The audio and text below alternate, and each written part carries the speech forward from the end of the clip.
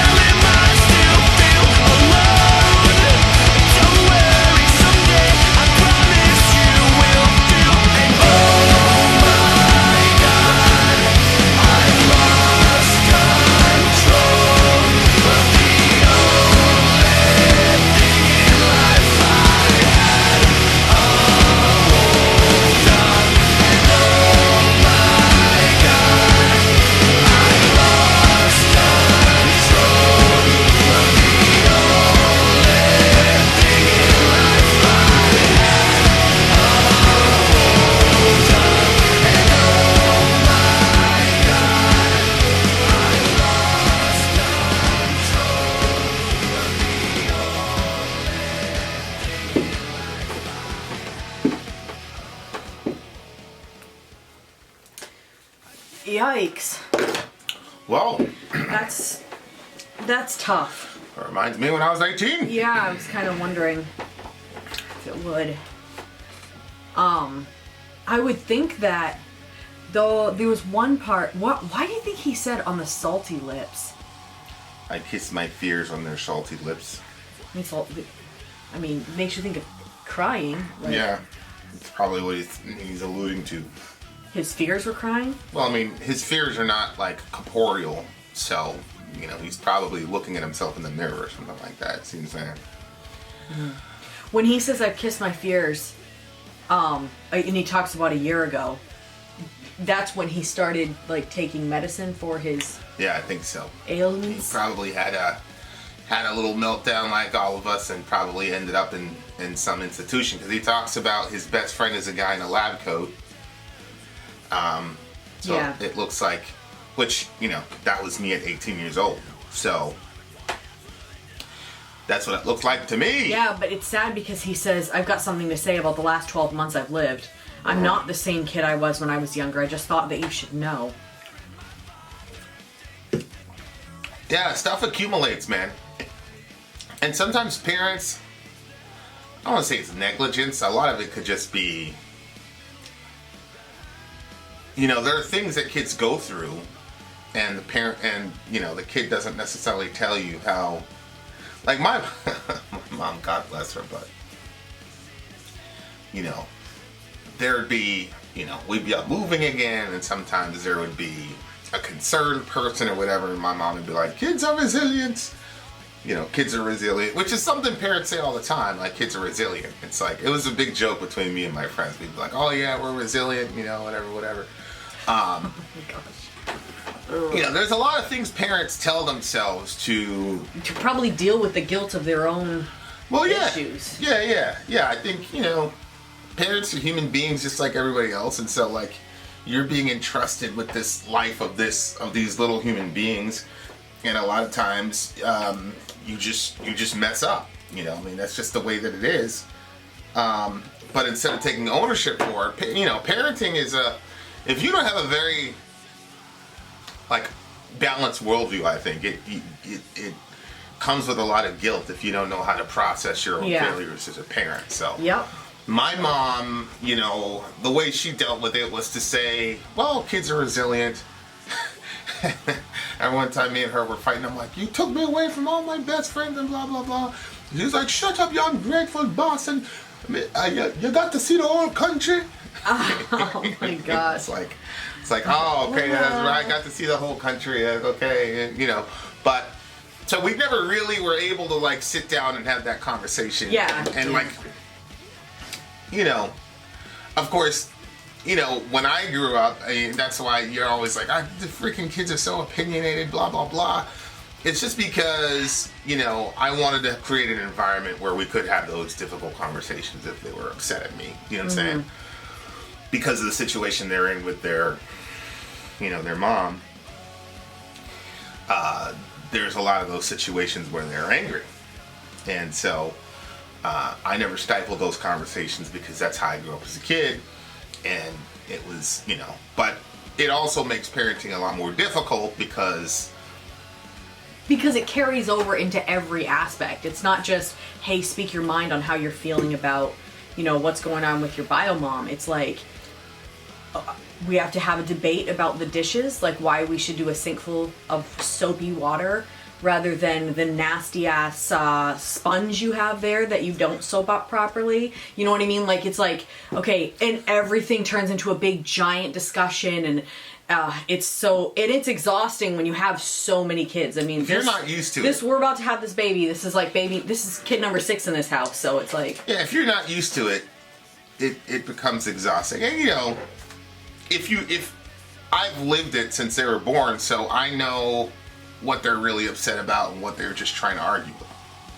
You know what I'm saying? But if you don't, if you're just, and you came from a children are to be seen and not heard type. yeah, more or less, yeah. You know, Yeah. family system. So you came and you're like, what the hell is going on? Like these kids, even in homeschool, they get to say, they get to bring it to City Hall. They Let me get bring to it to City City Hall. Hall. We're going to bring Let me this to City City Hall. So the answer key says that they're wrong. They don't even have to. They don't necessarily have to just go with it. They can take it to City Hall and make their case for why. But they think that they're right and the it's answer key is like- wrong. They've been right though. they have been right some They've of the had a time. I couple think that overturns. like with spelling, you could say that, like with the vocabulary and stuff, because sometimes they'll pick another word that could kind of be close to. But it's like when you're doing a division problem, there's no City Hall if you got that answer wrong. You did it wrong. Well, I The mean, calculator, the answer key, all of them are saying the Excel. same answer, but you came up with a different answer, and you're convinced everything else is wrong. yeah, I mean, with math, I would just say, look, the calculator's City Hall at that point, right? Like, but sometimes they want them to get to the answer by a certain path. So sometimes it's not only the answer itself, but the path, the way that you got there. Yeah. And sometimes, once in a blue moon, they'll get to the right destination with a crazy operation. And to me, it's like, well, they got the right answer. They got the right answer. You know what I'm saying? So I probably overcompensated, but yeah, he can speak to it looks like he can only speak to his parents, through his music. Yeah, I know. You know what I mean? Which is actually He said that he lost his family, and yeah, verse 2, I got something to say about the family I've lost. I hope my mother and my father think that they raised a healthy boy. yeah. Which I remember feeling like that way when I was like around 18 and really like spinning out and in a lot of trouble like mentally, because I ended up being like the focal point of the family because I was so problematic. I had just left New York. Now looking back, I was probably dealing with some trauma issues. Probably dealing with some trauma issues, that I never even talked to them about, that they didn't even know about. Mm-hmm. So, seeing things and taking part in things, like it accumulates, it adds up. And so when we finally moved out of New York and then we ended up in a very quiet environment in Maine, everything was just, Gosh, yeah. and I was like, whoa. Yeah. And then now, of course, like when you're going there and they talk about hypervigilance and PTSD and blah, blah, blah, I was like, okay, I had some of those symptoms, but I never really, because when I was in there at the inpatient facility, you had dudes that were, soldiers. They just came back from war, so I would sit and listen to them, and they were talking about PTSD and hypervigilance and all that. I never made I was 18 years old, so I never made any connections between, because I'm like, oh no, that's from something that happens to people who go to war or whatever. Yeah. But yeah, when we moved, like I quickly became the focal point of the family because people, Like your extended family, or like just your... No, I mean, I never had any, just the household, because, I just, and it's kind of a chicken and the egg thing. Maybe I was like getting mixed up in all that stuff in New York because I was already crazy, you know what I'm saying? So when we got up there was nothing to get mixed up in, so, I had to deal, I mean, I have no idea. I do remember in New York, if you were angry or upset about something, there was always a fight you could get into, or there was always something you could do, like to let it out. So like, if my mom, because obviously I wasn't gonna hit my mom, but my mom's, on some Jamaican stuff, so she'd knock you around for a little bit, and she'd say, "What are you gonna do?" So we could go outside and find an altercation quickly, just to let the steam off. Like I had nothing personal against people, it was just. So I don't know, but yeah, like that was, I remember like feeling bad, guilty about it. I was like, the whole family's like worried about me, what I'm gonna do, blah blah blah. And then I was talking to this girl on, I think it was Yahoo Messenger or something like that. And I said something about like, yeah, I went for my little brother, I'd probably kill myself, blah blah blah. And then, I was in class and the guidance counselor showed up and was like, we have these texts between you and so-and-so and blah, blah, blah. And I was like, I was just talking, man. Like, what's wrong with y'all? And She was like, "Why don't we take the?" And I didn't end up in the hospital after that. You know what I'm saying? They were like, "We're gonna." What? I didn't end up in the hospital after that. You didn't? Nah, they were just like, "We're gonna watch you," blah blah blah. So I got home. I talked to Shorty. I'm like, "I can't believe you said that. I'm not gonna talk to you again." She was like, "I was just trying to." Yeah, it's bad. So shout out to I forgot her name. I don't even. Shout out to the nice white girl that taught to me in Lewiston High School. But yeah, like I definitely, this sounds like me at 8. Even my stepdad, he'd be like, "What's wrong with you, Vin? You look like you got the weight of the world on your shoulders." You know, I never figured out until this song that what do you see when it says the weight of the world on my shoulders? Like, what do you see from that line? No, I always see, what is his name, Atlas? Atlas, right? Yeah, I always see that. Yeah, I always did too, but then I thought to myself, like, what's on your shoulders is your head. You know what I mean? Like, so like, that's all the weight of the world is all in your head. It's not real life. Like, it's crazy because I have way more responsibilities now, but I'm so less stressed out now than I was back then. So a lot of that stuff was just like in my head, like there's nothing really to worry about. But for whatever reason, I was just like very high strung and very like, worried about this and that. What do you think changed that? You think just aging and just seeing like... Well, after you've been, when we were going through stuff growing up, we had no control over it because we were just kids. So, if my parents were, my mom and my stepdad were going to make a decision, there was nothing we could really do about it. And then when I was in New York, now looking back, I realized I had a lot more control about, getting into conflicts because, like I said, my brother went to Truman High School for 4 years. Nothing happened to him. He remained relatively anonymous, had no physical altercations for 4 years straight. But at the time, I just thought all those things were out of my control. And then, when I struck out on my own, I began to realize after you've been through a couple crises, in your own life, Yeah. when you're away from your, the New York City environment and you're away from the, those other situations, then I started to, you're in a crisis here, you're in a crisis there, and, I was used to it at that point. I just thought, oh, that's just what life is. But then after a while, you really start to figure out, like around 25, I started looking around, I was like, oh, this is a problem. Well, I can, So I pretty much eliminated all the stresses in my life except for one, which was essentially impossible to eliminate as far as stress goes. So after a while, I started figuring out that a lot of the situations were just in my head as far as the stuff I was stressed out about, whether it's like having to pay a bill or whatever issue at work or whatever it is. Like a lot of it's just like, it's not really as bad in the real world as it is in your head. And once I started to figure that out, then things started to like, clear up for me. And I started applying a lot of the same energy I was applying to like stressing out was the same energy I would always say, this is going to end fine. How do I reverse engineer backwards to make it fine with the influence that I have over the situation?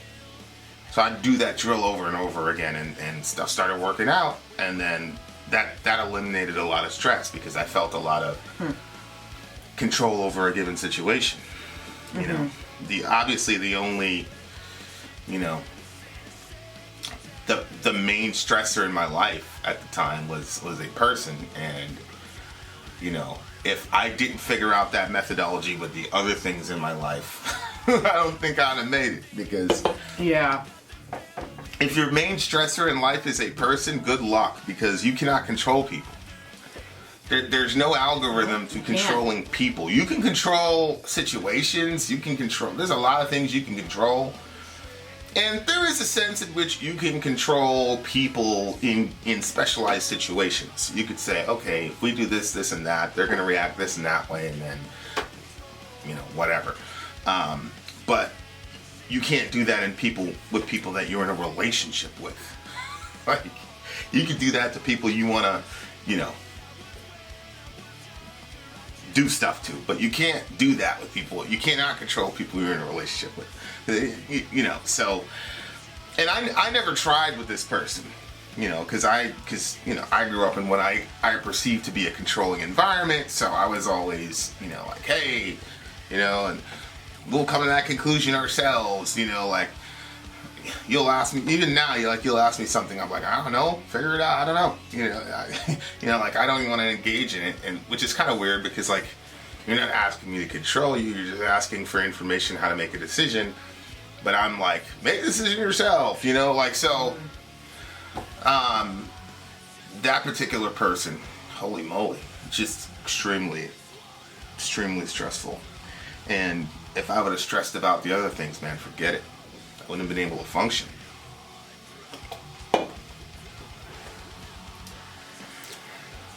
And I do feel like when he says, I stare at accidents in a sick attempt to feel like, I do think some of that was going on in New York City, because after a while, you know, it's like, it was the strangest thing. Like, I'd get excited if somebody got hit, or if I heard about some conflict that was about to happen that was dangerous, like, I'd get excited. And it wasn't like excited like you're doing that to build up so that it's a defense mechanism your mind does so that, you know, you don't melt down over an impending conflict. Yeah. Because sometimes, like, it didn't have anything to do with me. Mm-hmm. It was just, so this happened, and, you know, we let him in through the gym door, because the gym door had no security, whatever. And people would just walk around the track, and then there was a track, and then there was a fence, and people would jump over the fence and then walk the track as if they were coming into school, and then nobody took any roll call, obviously, so they would walk in, and that's how you would get guns and everything else in the school. I mean, you had it down to a science. So, you know, I'd be in gym, you'd be in the locker room, and you'd be changing, and you would see a guy that you know wasn't there when he came in, so you knew some shit was about to happen. Oh, okay. Every time I saw that, I'd be excited. I'd be like, yes. You know, because if they were doing it in your gym class and they weren't coming for you, mm-hmm. Like, so it's just this very weird arithmetic and I would be like excited, and I would like, you tell your friends, I'm like, yo, follow this guy, blah, blah, blah. And sure enough, somebody would get hit, somebody would get shot, somebody whatever. And I'd be excited. I'd be like, yeah, I want to go see that. You know what I mean? So I had a friend that would like go to these websites and like look at all these horrible situations. And I'd be like, oh my God, what's wrong with you? But at the same time, like, yeah, I was going to see that shit in real time. Yeah. You know what I mean? Or like if people would say to us, they'd be like, yo, blah, blah, blah, blah, these people you had beef with last week, I saw this dude in the gym, blah, blah, blah. And, you know, on the one hand, you'd get hypervigilant, but on the other hand, you would get, oh, word, okay. And then, you know. Yeah. So, I always think to myself, like, what if we had cell phones back then? That would have been worse, bro. Yeah. That would have been a lot worse. We had beepers and stuff. Like, when my girlfriend would have a beeper, and we, you know, but you can do a lot more carnage with social media and all that stuff now that we didn't have back then, thank God. So, but I definitely like think when I look back at that, I'm like, yo, why was that? Because I remember the first time people that like extreme violence happened in front of me, I was like horrified. I was terrified. I hated it. You know, but then after a while, I was like, yeah, I can't. You know. Oh my gosh. That's not even acclimating to it. That's like enjoying it is a whole nother level. I can't, it's a little hard for me That's weird. To get that, you know, because I mean, I know that movies aren't real, but I still cover my face when certain stuff happens in movies. Yeah. You know, so it's hard to relate on that level because I'm not. Yeah, I don't know if it was to feel anything or not, but it is kind of true. I was kind of not, especially by the time I left New York, I was pretty, like, emotionally, like, I had nothing for anybody. Mm-hmm. You know, like, all my friends, especially my best friends, started becoming really concerned because he'd always laugh at me. He's like, man, when you were a baby, you would never even cry when they hit you. You're like, you're the non-crying.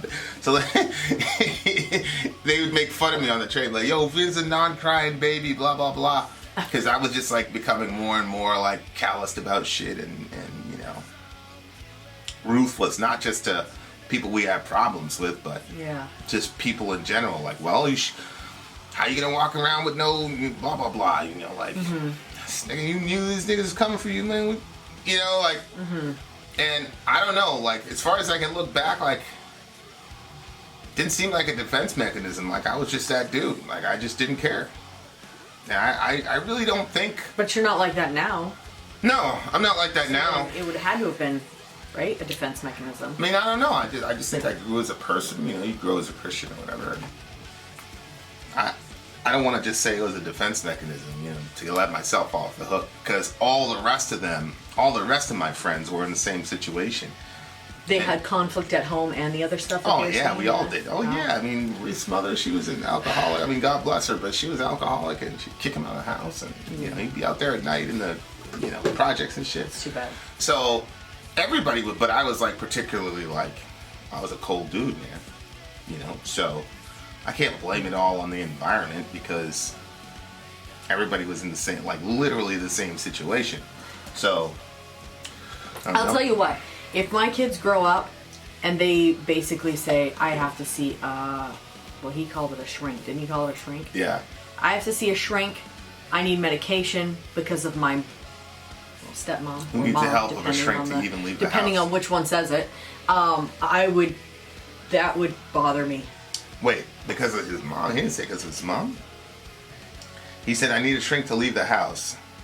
Well, yeah, I'm just saying that, like, because we were talking about effects that family has on you. You were talking about that with your mom and stuff like that. Would really, really, really, ooh. Yeah, I mean, some of the stuff is genetic and epigenetic, right? Like, I've had, my family, like, as far back as 4 generations have had to deal with depression or whatever. Yeah. So, but then you also have, like, your environment that kind of conspires against you. So. Yeah. Yikes. Yeah, it's tough stuff. Yeah. What do you give the song? I actually liked it a lot. Now I'm going with a 9.6. Give it a solid 9. Good song. Good song. Census fail. Good band. Hope we hear more from them. Vin out. Sori out. Gone. I take a pill every day to help me deal with love.